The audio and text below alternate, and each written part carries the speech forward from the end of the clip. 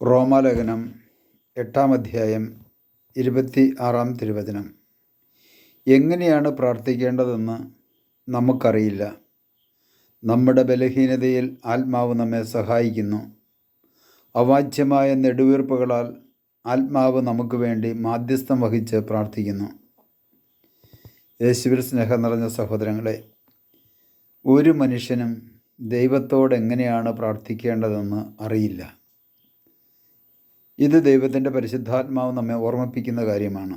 എന്നാൽ ഓരോ മനുഷ്യൻ്റെയും ബലഹീനതയിൽ പരിശുദ്ധാത്മാവാണ് സഹായിക്കുന്നത്. അതുകൊണ്ടാണ് ദൈവമായ കർത്താവ് തൻ്റെ ആത്മാവിനെ സഹായകനായി ഓരോ മനുഷ്യൻ്റെയും ജീവിതത്തിലേക്ക് നൽകപ്പെട്ടിരിക്കുന്നത്.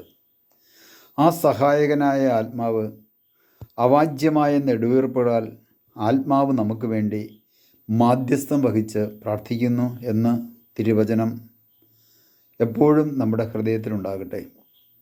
നമ്മുടെ ജീവിതത്തിലെ സകല കാര്യങ്ങളും ദൈവത്തിനറിയാം.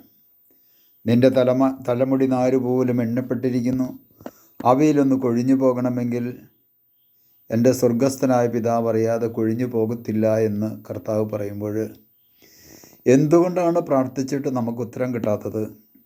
യാക്കോബിൻ്റെ ലേഖനം 4-ാം അധ്യായത്തിൻ്റെ 3-ാം തിരുവചനത്തിൽ പറയുന്നുണ്ട്, നിങ്ങൾ ചോദിച്ചിട്ടും നിങ്ങൾക്ക് ലഭിക്കുന്നില്ല എങ്കിൽ നിങ്ങളുടെ ദുരാശകളെ തൃപ്തിപ്പെടുത്തുവാൻ തിന്മയായിട്ടുള്ളവ ചോദിക്കുന്നത് കൊണ്ടാണ്. നമുക്ക് നമ്മുടെ ദുരാശകളെ തൃപ്തിപ്പെടുത്തുവാനായിട്ടുള്ള പ്രാർത്ഥനയും ചോദ്യവും നമുക്ക് ദൈവതിരുസന്നിധിയിൽ ചോദിക്കാതെ പ്രാർത്ഥിക്കാതെ ഇരിക്കാം.